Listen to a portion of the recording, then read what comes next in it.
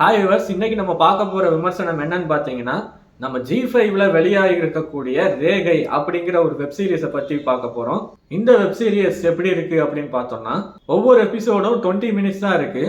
ஆனா டைம் போறதே தெரியாம ரொம்ப கிரைம் அண்ட் த்ரில்லரா ரொம்ப ஃபாஸ்டா மூவ் ஆகுது.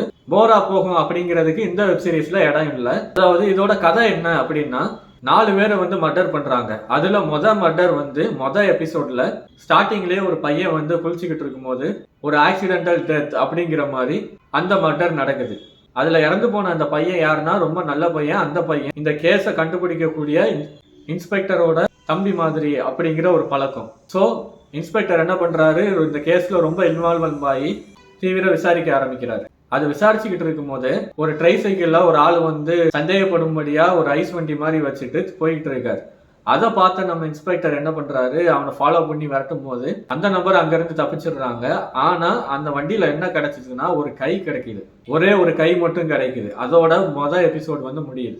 இது யாரோட கை, இதுக்கும் இவங்க தம்பியோட மர்டருக்கும் ஏதோ சம்பந்தம் இருக்கு அப்படிங்கிற மாதிரி கேஸ் மூவ் ஆகுது.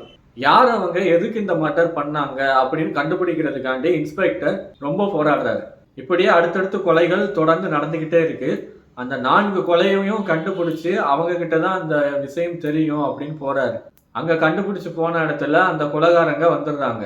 அவங்கள தொடர்ந்து எதுக்கு இந்த இது நடக்குது அப்படின்னு இன்ஸ்பெக்டர் கண்டுபிடிக்கிறாரு. என்ன விஷயம் அப்படின்னா, இறந்து போன 4 பேருக்குமே ஒரே கைரேகை எப்படி இருக்கும், இதுல வேற ஏதோ விஷயம் இருக்குன்னு தான் ஃபர்ஸ்ட்ல இருந்து ஸ்டார்டிங்ல இருந்து சொல்றாங்க. கடைசியா தான் தெரிய வருது இது ஒரு மெடிக்கல் கேம்ப் சம்பந்தப்பட்ட விஷயம்.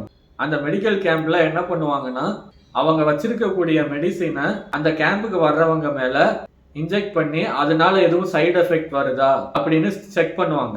இதுக்கு போனவங்க தான் அந்த 4 நபர். ஆனா எப்படி 4 பேருக்கு ஒண்ணு போல கைரேகை இருக்கும், அதுதான் கிளைமேக்ஸ்ல பயங்கர ட்விஸ்டா ஒரு விஷயம் வச்சிருக்காங்க.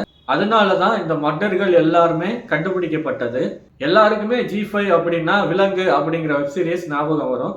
அந்த வெப் சீரிஸ் எல்லாருக்குமே எப்படி பிடிக்குமோ அதே மாதிரி இந்த வெப் சீரிஸும் எல்லாருக்குமே பிடிக்கும். அவ்வளவு விறுவிறுப்பா ரொம்ப ட்விஸ்ட் அண்ட் டர்னிங்ஸா ரொம்ப அருமையா பண்ணியிருக்காங்க. ரேகை இந்த வெப் சீரிஸை கண்டிப்பா G5 OTT தளத்துல கண்டிப்பா பாத்துருங்க, மிஸ் பண்ணிடாதீங்க. இதோட நான் அடுத்த ரிவ்யூல உங்களை சந்திக்கிறேன். நன்றி, வணக்கம்.